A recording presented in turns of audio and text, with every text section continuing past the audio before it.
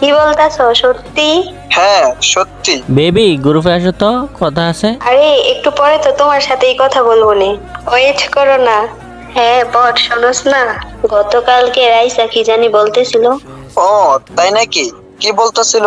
আরে বেবি চলো না ডুয়োতে গেম প্লে করি, বোরিং লাগতেছে। তুমি কি দেখো না আমি ওর সাথে কথা বলতেছি?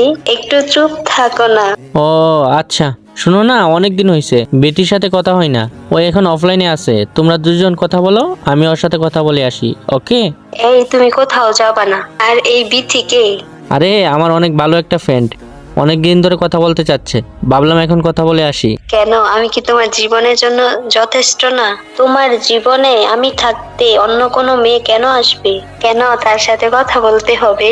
হুম, এটাই তো আমি তোমাকে বোঝানোর চেষ্টা করছি। যেখানে আমি তোমার জীবনে আছি সেখানে তুমি অন্য ছেলের সাথে কথা বলার প্রয়োজন হবে কেন? যখনই একটা মেয়ে একটা ছেলের সাথে রিলেশন করে না, তখন থেকে ওর কাছে বেস্ট ফ্রেন্ড, জাস্ট ফ্রেন্ড, ভালোবাসা সব ওই বিএফই হয়। আর এটা তো তুমি কখনো বুঝো নাই, আর বুঝবাও না। আচ্ছা থাকো, তুমি ওর সাথে কথা বলো, আমার জন্য ওই ওয়েট করছে। কিরে ছোলো, কি করিস? ভাবি কই? আরে ওই অনেক হ্যাপি আছে, কিন্তু আমার জন্য না। যাই করি জীবনে, কিন্তু কারো লাইফে থার্ড পার্সন হব না। আমাদের সম্পর্ক ঠিকই আছে, কিন্তু আমার ভালোবাসা ওর জন্য আর ওর ভালোবাসা অন্যের জন্য।